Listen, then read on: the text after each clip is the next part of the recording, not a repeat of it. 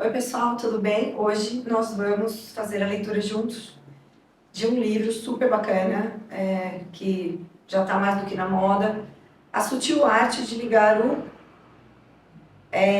uma Estratégia Inusitada para uma Vida Melhor, de Mark Manson, livro famosíssimo, tá? Não sei se você já leu, mas mesmo que você já tenha lido, vale a pena você acompanhar aqui comigo, porque eu vou fazer alguns comentários, algumas interpretações com um viés bem psicológico, mas também bem simples, para contribuir aí com vocês. Não sei se vocês estão caindo de paraquedas aqui no meu YouTube, né? Mas eu me chamo Sheila Molchansky, eu sou psicóloga há mais de 20 anos e tenho a leitura como uma ferramenta incrível de transformação, de aprimoramento, de olhar para dentro, de se entender, de se compreender. E eu uso vários livros no meu clube de leitura, que acontece toda quarta-feira à noite. Se você quiser mais informações, só você me chamar, que vou ser muito feliz em poder contribuir com você. Então, toda semana eu posto algum vídeo aqui comentando, fazendo as minhas análises psicológicas de partes de livro, às vezes até de livro inteiro. Então é por isso que você está aqui hoje comigo. Então eu espero que você curta, que você comente, que você também encaminhe para os seus amigos. Vamos lá então. Vou ler o capítulo 7 do livro, em que o título é Fracassar é Seguir em Frente. Fracassar é Seguir em Frente já começa a trabalhar a questão de como nós lidamos com o nosso fracasso, com as adversidades, com as dificuldades. Esse é um tema muito quente no consultório, principalmente com os meus atletas. Eu faço alto rendimento, né? Então, é muito o tema presente hoje em dia, porque todo mundo evita o fracasso, todo mundo não quer fracassar. E eu falo isso para os meus atletas, eu falo isso para os meus pacientes, falo isso para mim mesma. O fracasso é extremamente importante, é necessário, é aquele remédio necessário para que a gente possa evoluir na vida. Sem a gente fracassar, a gente não consegue se aprimorar, a gente não consegue melhorar em vários níveis. Então, vem comigo aqui, capítulo 7, Fracassar e Seguir em Frente. Estou falando sério quando digo que tive sorte. Terminei a faculdade em 2007, logo antes do colapso financeiro e da recessão, e tentei ingressar na pior mercado de trabalho dos últimos 80 anos até o momento. Mais ou menos na mesma época, descobri que a garota que sublocava um quarto do meu apartamento não pagava aluguel havia 3 meses. Quando confrontada, ela caiu no choro e sumiu do mapa, deixando a dívida para mim e o outro colega que morava conosco. Adeus economias! Passei 6 meses dormindo no sofá de um amigo, fazendo bicos e tentando acumular o mínimo de dívidas possível enquanto corria atrás de um trabalho de verdade. Digo que tive sorte porque já entrei no mundo adulto como fracassado. Olha a relação do autor com o fracasso. Digo que tive sorte porque já entrei no mundo adulto como fracassado. Comecei lá embaixo, no subsolo. Sendo esse o maior medo de todo mundo em uma fase posterior da vida. Na hora de abrir uma empresa, trocar de carreira ou de sair de um emprego horrível. Foi bom conhecer a sensação logo no começo do caminho. Dali, as coisas só podiam melhorar. Você já pensou assim em sua vida? Porque a maior parte não pensa, né? Já pensa que tem que começar lá de cima. Por isso, sim, tive sorte. Quando você mora num futon fedido, precisa contar moedas para almoçar no McDonald's uma vez por semana e não recebeu resposta para nenhum dos 20 currículos que enviou, começar a escrever num blog e abrir uma empresa idiota na internet não parecem ideias assustadoras. Se todos os projetos que eu começasse dessem errado, se nenhum texto meu fosse lido, eu voltaria ao ponto de partida. Então por que não tentar? Veja bem, ele já não tinha nada. E ainda assim ele encontrou alguma coisa dentro dele dizendo, vamos assim, vamos tentar. Você faz isso com as suas adversidades? Eu acredito que na maior parte das vezes não. O fracasso em si é um conceito relativo. Se meu parâmetro para a definição de sucesso fosse me tornar um revolucionário anarco-comunista, minha incapacidade absoluta de ganhar dinheiro nos anos de 2007 e 2008 teria significado sucesso total. Mas, se como as pessoas normais, meu parâmetro fosse apenas um primeiro emprego decente para pagar algumas contas depois de formado, eu fui um fracasso. Sou de família rica, dinheiro nunca foi problema. Pelo contrário, fui criado numa família rica em que o dinheiro era mais necessário para evitar problemas. E isso também foi uma sorte, porque logo cedo aprendi que ganhar dinheiro só por ganhar era um péssimo parâmetro a seguir. Eu concordo. Era possível ganhar muito dinheiro e ser infeliz, assim como era possível não ter um tostão furado e ser muito feliz. Então, por que me basear no dinheiro para medir meu valor? Descobri que meu valor era outro. Era liberdade, autonomia. A ideia de ser um empreendedor sempre me atraiu, porque eu odiava que me dessem ordens e preferia fazer as coisas do meu jeito. E a ideia de uma publicação online me atraía porque eu podia trabalhar de qualquer lugar, no horário que quisesse. Então me fiz uma pergunta simples. Prefiro ganhar bem no emprego que odeio ou tentar a sorte na internet, mesmo que eu fique sem grana por um tempo? A resposta foi clara e imediata, opção B. Em seguida me fiz outra pergunta. Se eu tentar isso e não der certo e tiver que voltar e procurar um emprego formal daqui a alguns anos, terei perdido alguma coisa? A resposta foi não. Em vez de um jovem desempregado sem experiência aos 22 anos, eu seria um jovem desempregado sem experiência aos 25. Dava no mesmo.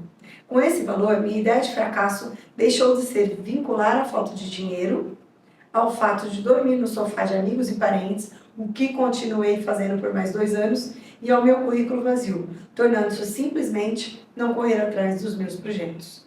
Então, gente, olha só, aqui ele já traz, bem interessante a ideia do fracasso, muito associado a situações super comuns do nosso dia a dia, porque não ter emprego, ter medo, ter insegurança, querer ir para um caminho diferente, né? Quebrar paradigmas internos, quebrar paradigmas familiares, isso tudo é muito comum para nós todos, né? Então, o legal é que é um livro muito atual, que fala das coisas comuns do dia a dia. Não é uma coisa de 1800, por exemplo, super distante da nossa época, que tem, claro, as suas vantagens, né? Coisas antigas, mas isso aqui cai que nem uma luva para muitos de nós, não é? O paradoxo do fracasso-sucesso. Já velho, Pablo Picasso estava num café na Espanha, desenhando num guardanapo usado. Estava distraído, rabiscando qualquer coisa que chamava sua atenção no momento, mais ou menos como garotos desenham nas cabines dos banheiros. Só que, sendo Picasso, seus de banheiro estavam mais para maravilhas cubistas impressionistas em papéis manchados de café. Enfim, há uma mesa perto dele, essa história é ótima, fica aqui. Há uma mesa perto dele, uma mulher sentada observava admirada. Depois de um tempo, Picasso terminou de tomar o café e amassou o guardanapo para jogar fora ao sair. A mulher o deteve. Espere, posso ficar com aquele guardanapo em que você estava desenhando? Eu pago. Claro, respondeu Picasso. $20.000. A cabeça da mulher foi lançada para trás, como se ela tivesse levado uma tijolada na cabeça. O quê? Mas você levou 2 minutos para desenhar aquilo. Não, senhora, retrucou Picasso. Eu levei mais de 60 anos. E guardando o guardanapo no bolso, ele saiu. Gente, eu tenho que parar e comentar um negócio com vocês. Isso tem tudo a ver com algumas perguntas que eu recebo, ainda bem que são algumas e não muitas, né? Sobre as pessoas que falam assim, uai, mas você cobra pelo seu trabalho? Você cobra a entrevista? Mas é só um papinho, é só para você conhecer o que está acontecendo comigo, é só para você saber do meu caso. Então essa história do Pablo Picasso, ela cai que não uma luva para mim também, porque realmente eu me senti Picasso agora, né? Eu levo mais de 20 anos para fazer o que eu faço, né? Me dedicando e tudo mais, para as pessoas às vezes chegarem e falarem, mas você cobra para fazer uma entrevista, você cobra a sua consulta inicial, né? Mas são só 40 minutos, são só 50 minutos, são só 1 hora. Não, são mais de 20 anos. Adorei Picasso, sempre gostei de você.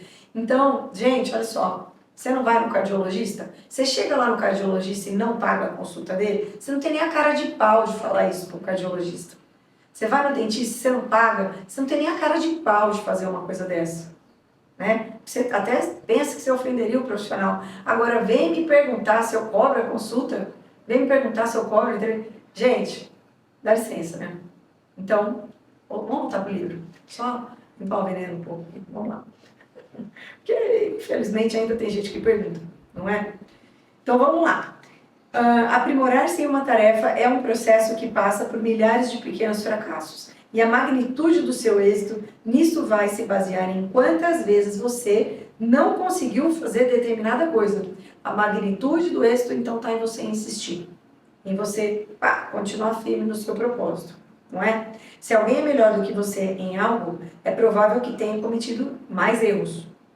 Verdade? Não é sorte, não. É empenho. Se alguém não é tão bom quanto você, é provável que não tenha enfrentado todas as suas dolorosas experiências de aprendizagem. Considere uma criança pequena aprendendo a andar. Sabemos que ela vai cair e se machucar centenas de vezes, mas em nenhum momento ela para e pensa: bom, acho que andar não é a minha, né? Não tenho talento para isso. Gente, lógico que não. A aversão a fracassos e erros é adquirida posteriormente na vida. Tenho certeza de que grande parte disso vem do nosso sistema educacional, cujas avaliações são baseadas rigorosamente no desempenho e castigam os que não se saem bem. Outra grande parte desse problema são pais dominadores ou excessivamente críticos. Esse tipo de criação impede que os filhos errem por conta própria o suficiente e os pune por tentar fazer algo diferente ou espontâneo, não predeterminado. Gente, isso também responde à crise atual que a gente está vivendo. Quantos jovens a gente vê, até mesmo criança, a gente consegue ver, tenta uma, tenta duas vezes, elas já estão arrasadas de frustração, já desistem, não querem mais, ficam irritados, né? Os jovens que tomam primeiro fora do namorado ou da namorada, né? Ou que não conseguem passar pela primeira vez numa prova, entram num colapso absurdo, assim, porque não conseguiram aquilo, porque têm uma relação ruim ou não foram orientados de uma maneira boa para lidar com os fracassos e com as adversidades.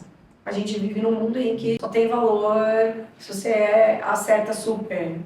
Não, tem todo o seu valor o erro. Não estou dizendo que a gente gosta de errar, não estou dizendo que é para errar, mas a gente precisa saber lidar com o erro e com o fracasso, com a adversidade, com frustração, porque senão, enquanto sociedade, a gente vai quebrar. Nossa saúde mental está muito ruim, em termos gerais, né? Mas pode melhorar. Somemos a isso os meios de comunicação de massa apresentando casos e mais casos de gente bem-sucedida, sem mostrar as milhares de horas de prática maçante e tédio necessários para que cheguem a esse patamar. Em algum momento, acabamos com medo de falhar, instintivamente evitando inovar ou só fazer aquilo em que somos muito bons. Isso é limitador e sufocante. Só podemos atingir a excelência em algo se estivermos dispostos a falhar. Se você se recusa a correr o risco, não está disposto a ser bem-sucedido. Gente, isso devia ser mantra diário para cada um de nós. Grande parte do medo do fracasso surge por conta de valores pessoais muito ruins. Por exemplo, se eu avaliar a mim mesmo pelo parâmetro ser amado por todo mundo, a ansiedade é certa, uma vez que dependerei 100% dos outros. Não estarei no controle. Assim, meu valor estará à mercê do julgamento de terceiros. Se em contrapartida eu decidir adotar o parâmetro ter uma vida social melhor, posso satisfazer o ideal de manter boas relações, independentemente da reação dos outros. Isso também explica porque que tanta gente quebra, né? Começa a fazer sucesso, músicos, artistas e tudo mais, e daí começa a ter os haters, começa a ter as críticas, e a pessoa não dá conta porque lá no mindset dela tem uma necessidade de ser muito aprovado, de ser muito aceito, né? E aí quando vem o negativo, quando vem o lado sombrio do público, a pessoa não dá conta. Isso é seríssimo também. Meu valor próprio vai depender do meu comportamento e da minha felicidade. Valores. Palavrãozinho? Como expliquei no capítulo 4, são aqueles que envolvem objetivos externos, fora do nosso controle. Buscá-los provoca alto grau de ansiedade. E mesmo que consigamos alcançá-los, ficamos vazios e inertes. Não há mais problemas a resolver. Valores melhores, como vimos, são focados no processo. Algo como honestidade ao se expressar, um parâmetro a ser adotado em virtude do valor honestidade. Nunca termina. É um problema que precisa ser visto sempre. Toda nova interação social e todo novo relacionamento trazem novos desafios e novas oportunidades para se expressar com sinceridade. Esse tipo de valor é um processo contínuo e vitalício. Se o seu parâmetro para o valor sucesso pelos padrões comuns é casa própria e carro bom, se você passa 20 anos trabalhando para conseguir isso, não terá mais parâmetros a se guiar quando atingir a meta. E aí é bom dizer alô para a sua crise da meia-idade, porque o problema que o motivou a vida toda lhe foi tirado. Daí em diante não haverá como continuar crescendo e melhorando. Só que é o crescimento que gera felicidade, não uma longa lista de conquistas arbitrárias. Isso também a gente vê naquelas pessoas que aposentam abruptamente, não tinham um plano transitório, né? Atletas que têm alguma lesão e têm que parar arbitrariamente, né? Ou mesmo atletas que vão aposentar e que também não desenvolveram um plano pós-aposentadoria, pós-parada. Então piram, vão para o alcoolismo, vão para a droga, engordam muito, enlouquecem mesmo. Então é muito importante que a gente tenha, claro, metas e objetivos, mas a nossa relação com essas metas e objetivos, ela precisa ser muito cuidada, muito tratada, muito percebida. Porque ao alcançar aquela meta, se a gente não tiver essa meta inserida no processo maior, a gente cai no vazio. Vê se faz esse sentido para você. Me conta aqui nos comentários, tá? Nesse sentido, os objetivos convencionalmente adotados, fazer faculdade, comprar uma casa de praia, perder 10 quilos, oferecem uma quantidade limitada de felicidade.